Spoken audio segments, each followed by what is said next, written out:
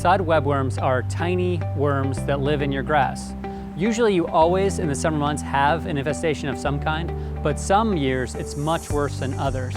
Signs you might have them might include thinning of the grass, dying in patches, but especially little white moths that fly up from your grass when you walk around, especially in evenings.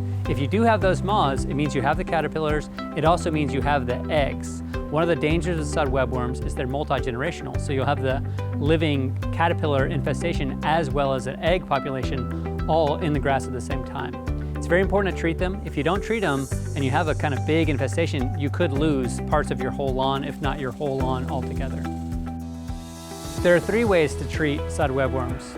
My kind of go-to for a lot of insect problems is molasses. And when it comes to molasses, the big thing is don't spray in the middle of the day. So and if it rains, you got to reapply. But every 2 weeks until you don't see any more moths, it's going to be good for the soil. Follow the label directions for foliar spray. You are spraying the leaves of your grass mostly, so keep that in mind. And then, I always go a little bit heavy with it. The best way to do it is a hose-in sprayer. So that's going to be the easiest way to apply liquid molasses. Second solution to sod webworms is BT.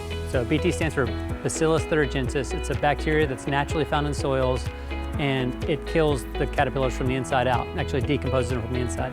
You don't want to do too heavy of a spray too often because it could kill other caterpillars. Some of those are beneficial. So using it once, max twice, super max 3 times. And when it comes to the label, just follow the directions, mix it in water, get it in your hose and sprayer. Again, spraying your lawn is a lot of stuff, so make sure you've got enough BT. My favorite solution is actually mixing the two, mixing molasses and BT together. And when you do that, you just want to keep the rates on the label. You don't have to change anything to make a super mix, but it lasts longer, it's more effective in killing the caterpillars, and it's still good for the soil. So it's kind of got those 3 things that are really helpful in it.